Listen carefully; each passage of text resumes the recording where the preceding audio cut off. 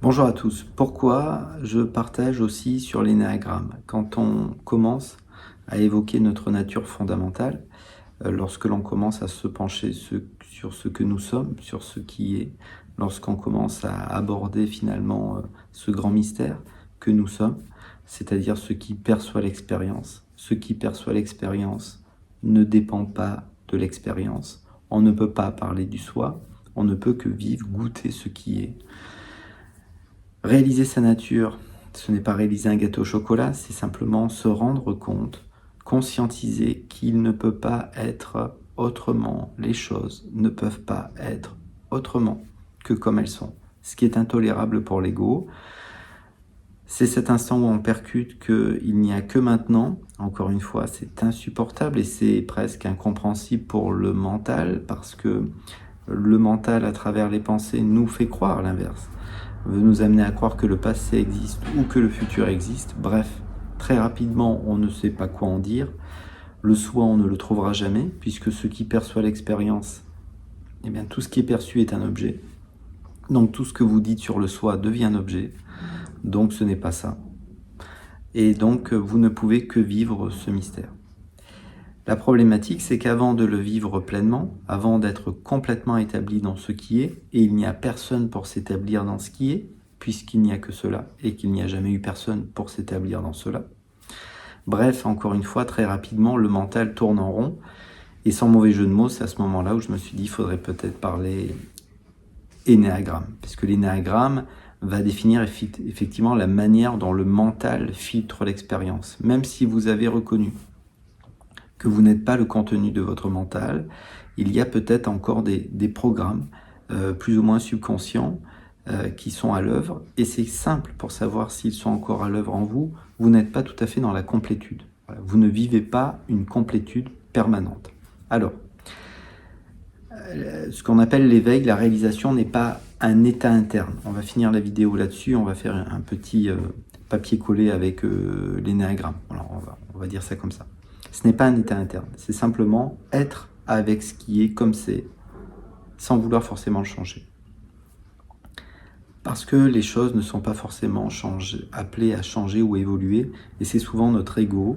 L'ego, c'est la somme de toutes les pensées crues qui veut nous faire croire qu'il faut changer les choses. Donc l'instant où vous décidez de rester avec ce qui est comme c'est, d'être dans cette spontanéité, cet élan profond, alors naturellement il pourrait toujours y avoir des actions, mais vous les reconnaissez comme étant plus les vôtres. C'est la vie qui se déploie d'une certaine manière. Bon. Ceci étant dit, ce petit message qui est partagé depuis 3 minutes, beaucoup d'êtres qui écoutent cette vidéo, vous connaissez ce message.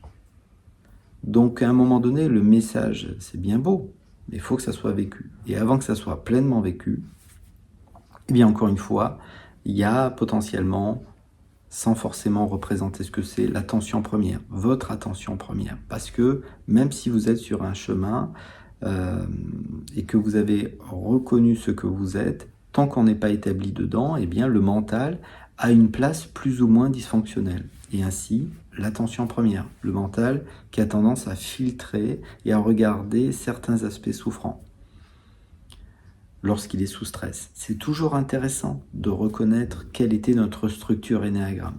Donc la structure énéagramme, c'est la manière dont le mental filtre l'expérience, c'est une signature vibratoire aussi, hein.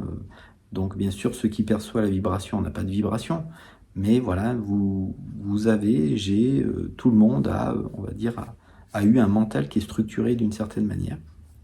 Et le reconnaître et mettre des mots sur finalement ce que l'on vit au quotidien, c'est jamais tout à fait perdu. Donc l'attention première qui peut être là, la compulsion énéagramme, au contraire, je fuis certains aspects, voilà, de la réalité.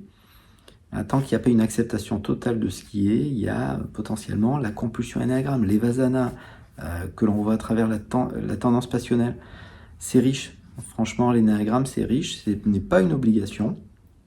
Bien sûr, si on était dans cette rencontre sensorielle permanente, eh bien nos programmes subconscients voleraient en éclats. Néanmoins, avant qu'on soit dans cette rencontre totale de ce qui est, eh bien malheureusement, mettre des mots, prendre du recul avec des mots, c'est possible avec l'énéagramme. Voilà, donc On a tous eu une structure énéagramme, même si vous êtes en train de vous établir dans ce qui est, eh bien potentiellement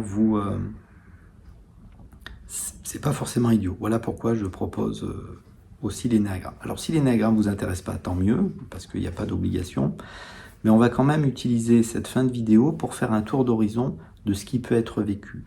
Parce que le mental ne reconnaîtra jamais l'éveil. Le mental ne reconnaîtra jamais ce que c'est, puisque ça le dépasse. En fait, ce n'est pas un état interne. Et lorsqu'on s'établit dans ce qui est, eh bien ce n'est pas forcément, c'est parti, on fait un tour d'horizon, ce n'est pas forcément un moment parfait. Voilà. Réaliser sa nature, c'est-à-dire s'établir dans ce qui est, ce n'est pas forcément non plus un moment où vous aidez les autres. Ce n'est pas forcément un moment où vous arrivez au sommet d'une montagne et qu'il se passe quelque chose de spécial. Voilà, souvent, les choses se font de manière très progressive chez beaucoup d'êtres actuellement. C'est ce qui s'est passé ici aussi. Donc, ce n'est pas un moment où on vous distribue une médaille. Ce n'est pas un moment avec des profondeurs émotionnelles permanentes. Ça peut être des moments creux, des moments dans la banalité, l'ennui. Ce n'est pas un moment où on a toutes les connaissances non plus. Alors bien sûr, certains êtres ont beaucoup de connaissances et il y a on va dire une connaissance intuitive de ce qui est, voilà, quand on est établi dans le soi, pour le dire ainsi. Ce n'est pas forcément un moment où on est en loyauté. Voilà, c'est important de le rappeler aussi, c'est-à-dire vous n'êtes pas forcément en loyauté avec d'autres êtres. Ça peut se faire même si vous n'êtes pas sur un chemin spirituel, même si vous n'appartenez pas à une mouvance particulière.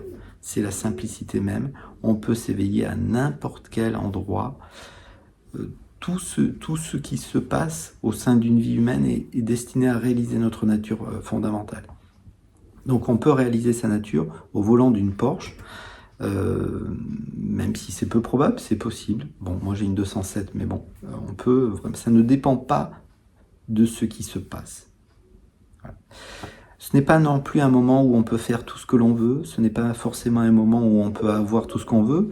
Beaucoup d'êtres le disent. C'est justement être soi, être là, laisser la vie se déployer telle qu'elle est. Je ne sais pas si vous l'entendez, mais il y a des pigeons juste à côté de moi là.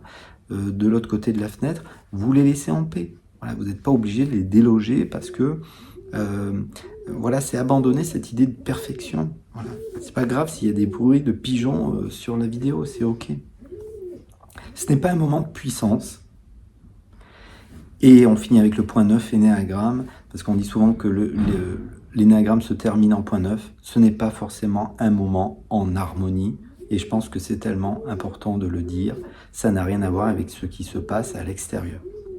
Regardons comment la Bhagavad Gita, elle commence sur un champ de guerre, donc voilà, pour ceux qui sont intéressés par les Écritures. Mais ça ne dépend pas non plus de connaissances particulières. Vous n'avez pas besoin de lire des sages, d'écouter des sages, de lire des livres de spiritualité, ce n'est pas ça en fait. C'est cet instant, voilà, où vous reconnaissez que la vie est comme elle est et qu'il est impossible de changer ce qui doit être changé. C'est-à-dire que même l'élan qui vous amène à changer une situation, d'une certaine manière, à un moment, vous reconnaissez que ça ne vous appartient pas, ce mouvement. On pourrait évoquer l'action dans l'inaction et l'inaction dans l'action, mais ça serait presque hors de propos. C'est la simplicité. C'est juste, c'est ça quoi. C'est ça, c'est ça. Tristesse, c'est ça. J'ai les mains froides, c'est ça. Je suis en paix, c'est ça. Je suis en colère parce qu'il s'est passé quelque chose, c'est ça. Il n'y a que cela. Tout est cela.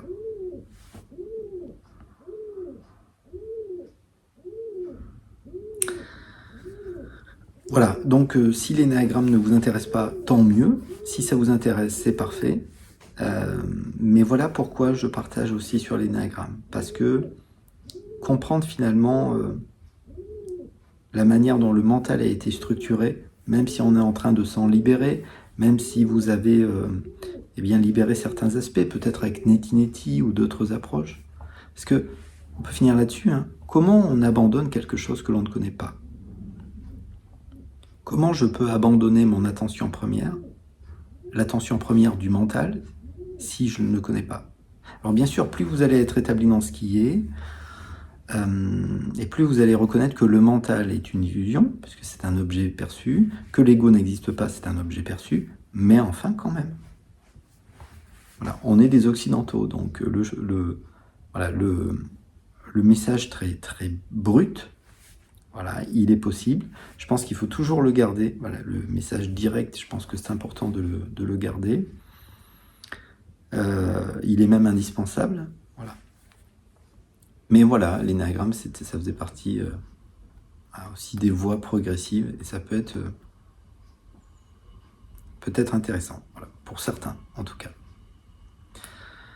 Ici s'arrête ce moment de partage spontané. Prenez soin de vous. Peut-être à bientôt. Au revoir.